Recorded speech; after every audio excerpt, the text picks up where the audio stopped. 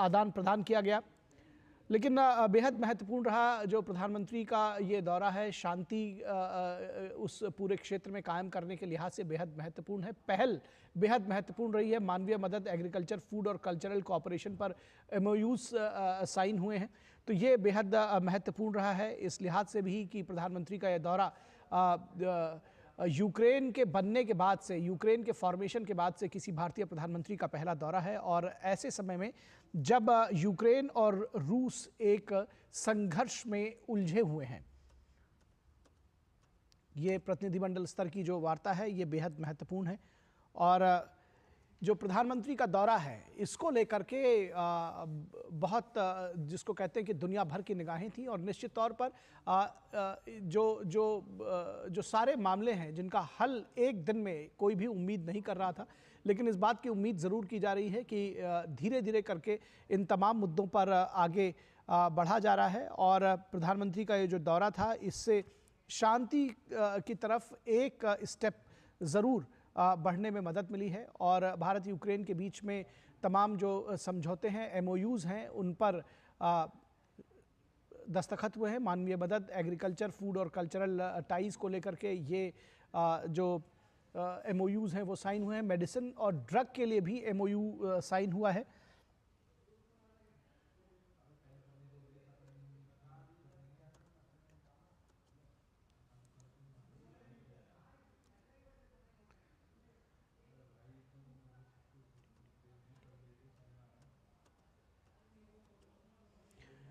तो बेहद महत्वपूर्ण है। और ये जो तस्वीरें हैं ये भी बेहद महत्वपूर्ण हैं। ये डॉक्टर एस जयशंकर और उनकी यूक्रेनियन काउंटर पार्ट साथ में आप देख सकते हैं, प्रधानमंत्री नरेंद्र मोदी और राष्ट्रपति ज़ेलेंस्की बैकड्रॉप में। और ये जो तस्वीरें हैं बेहद महत्वपूर्ण इसलिए भी कही जा रही है, भारतीय प्रधानमंत्री का यूक्रेन दौरा।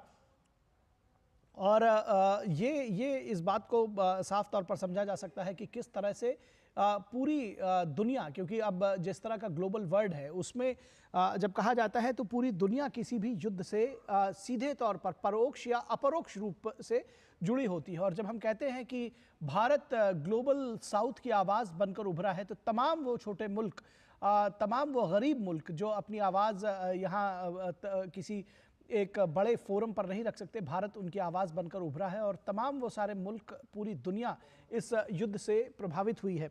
ऐसे में ये जो प्रधानमंत्री का दौरा रहा है वो बेहद महत्वपूर्ण है। प्रधानमंत्री इस बात को बार बार कहते रहे हैं कि ये युद्ध का काल नहीं हो सकता और रण क्षेत्र में, युद्ध भूमि से शांति की बात नहीं की जा सकती। और बार बार इस बात को उन्होंने रेखांकित किया है तमाम मुद्दों पर। और ये भी कहा है कि जो ये पूरा जो संघर्ष है इसको समाप्त करने के लिए, शांति की दिशा में आगे बढ़ने के लिए भारत अपनी भूमिका निभाने के लिए तैयार है। आपको याद होगा कि 9 अगस्त को प्रधानमंत्री नरेंद्र मोदी रूस के राष्ट्रपति से भी मिले थे। और उसके बाद 9 जुलाई को और 23 अगस्त यानी लगभग 1.5 महीने के बाद ये मुलाकात हुई है। तो उस पूरे सिस्टम को समझने की ज़रूरत है, किस तरह से जो कूटनीति है, जो रणनीति है, उस पर काम किया जा रहा है। तमाम जो लोग हैं, वार्ताकार हैं, वो भी इस पूरे मुद्दे पर कहीं ना कहीं एकजुट हैं कि ये जो संघर्ष है इसको कम किया जाना चाहिए, इसको ख़त्म किया जाना चाहिए, यही समय की मांग है। और इस बात को भी समझने की ज़रूरत है कि एक दिन में ही इस तरह के जो समझौते हैं, जो इस तरह की बातें हैं, वो मूर्त रूप नहीं लेती। और ऐसे में इस बात को भी समझा जाना चाहिए कि जो प्रधानमंत्री नरेंद्र मोदी का दौरा है, निश्चित तौर पर इस पर जो बातचीत हुई उनकी पहले, जैसा कि मैंने जिक्र किया कि 9 जुलाई को वो उन्होंने रूस के राष्ट्रपति से मुलाकात की थी और आज ज़ेलेंस्की से मुलाकात की।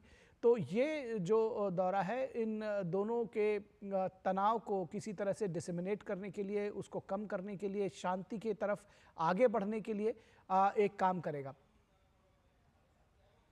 और यूक्रेन से हमारे साथ अरुण शर्मा और ज़्यादा बातचीत के लिए हमारे साथ बने हुए हैं। अरुण, क्या जानकारी देंगे दोनों देशों के प्रधानमंत्रियों के बीच में जो अभी डॉक्टर एस जयशंकर ने भी जानकारी दी, क्या जानकारी आप देंगे हमें? देखिए, बहुत ही आप कह सकते हैं सिग्निफिकेंट विजिट है और दुनिया भर की निगाहें इस विजिट के ऊपर है। जहाँ तक प्राइम मिनिस्टर नरेंद्र मोदी की विजिट जो यूक्रेन का दौरा है वहाँ कर की अगर बात की जाए तो देखिए मैसेज बहुत ही लाउड एंड क्लियर है। भारत भी एक तरह से इसी बात को कह रहा है कि इस जो जो यूक्रेन क्राइसिस है, यूक्रेन कॉन्फ्लिक्ट है, ये प्राइमरीली इसका जो जो आउटकम है, इसका जो सोल्यूशन है, वो रणभूमि पे नहीं निकल सकता। शांति की प्रक्रिया के अंदर भारत जो भी कंट्रीब्यूट कर सकता है उसके लिए भारत आगे आ रहा है। एंड इसमें सबसे इम्पोर्टेंट बात यह है कि भारत एक ऐसा देश है, प्राइमरीली वो क्लियरली इस बात को कह रहा है कि this is no time for war, और एक तरह से शांति से समझौते को करना चाहिए और शांति के माध्यम से इस बात पर फोकस करना चाहिए कि कैसे इस जो यूक्रेन जो क्राइसिस जो कॉन्फ्लिक्ट है, इसको कहीं ना कहीं पीसफुल अंजाम तक पहुंचाया जा सके। तो जाहिर सी बात है कई सारे टेकअवेज है भारत और यूक्रेन की। जहां तक बात की जाए तो यहाँ पर एक तरह से 4 अग्रीमेंट साइन हुए हैं भारत और यूक्रेन के बीच में। फोकस एक तरह से इस बात के ऊपर है कि कैसे एग्रीकल्चर जैसे क्षेत्र के अंदर, टेलीमेडिसिन के क्षेत्रों के अंदर एक तरह से जो कोऑपरेशन को बढ़ावा दिया जा सके इस क्षेत्र के अंदर।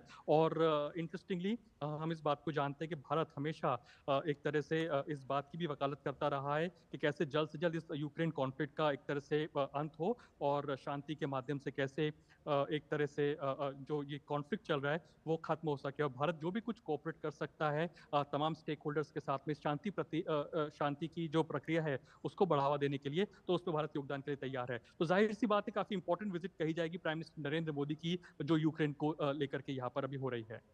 निश्चित तौर पर जब इस तरह की वार्ताएं होती हैं अरुण, तो निश्चित तौर पर एक दिन में कुछ भी हासिल नहीं होता। जो संघर्ष में जो संघर्षरत दोनों पक्ष हैं, निश्चित तौर पर जो एक तनाव का जो बर्फ है उसको पिघलाने में टाइम लगता है।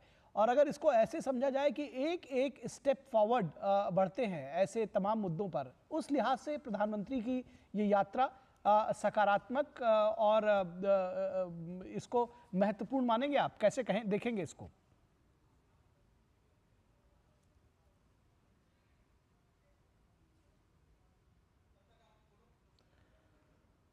अरुण शर्मा के साथ दोबारा जुड़ने की कोशिश करेंगे। हमारे संवाददाता अरुण शर्मा यूक्रेन कीव से हमारे साथ जुड़े हुए थे। दोबारा उनके साथ संपर्क स्थापित करने की कोशिश करेंगे। लेकिन जिस तरह से बताया जा रहा था कि वोलोदिमीर ज़ेलेंस्की के साथ प्रधानमंत्री नरेंद्र मोदी की ये वार्ता बेहद महत्वपूर्ण है, क्योंकि बार बार इस बात को कहा जा रहा है कि एक दिन में कोई भी जो सॉल्यूशन है वो नहीं हासिल होता है। लगभग 2.5 वर्षों से ये संघर्ष यूक्रेन और रूस के बीच में चलता आ रहा है। इसमें बहुत सारे ऐसे पक्ष भी हैं जो इस युद्ध को अगर सीधे तौर पर कहा जाए तो वो उसका अंत नहीं देखना चाहते, लेकिन दुनिया के अधिकांश देश ऐसे हैं जो चाहते हैं कि इस युद्ध का अंत हो। दोनों जो देश संघर्षरत हैं उसमें प्रधानमंत्री नरेंद्र मोदी की जो एक बड़ी भूमिका और भारत की एक बड़ी भूमिका देखी जा रही है। शांति के पैरोकार के तौर पर भारत प्रधानमंत्री मोदी की अगुवाई में शांति का पक्षधर रहा है। प्रधानमंत्री नरेंद्र मोदी बार बार इस बात को कहते रहे हैं कि ये युद्ध का काल नहीं है, ये शांति का काल है।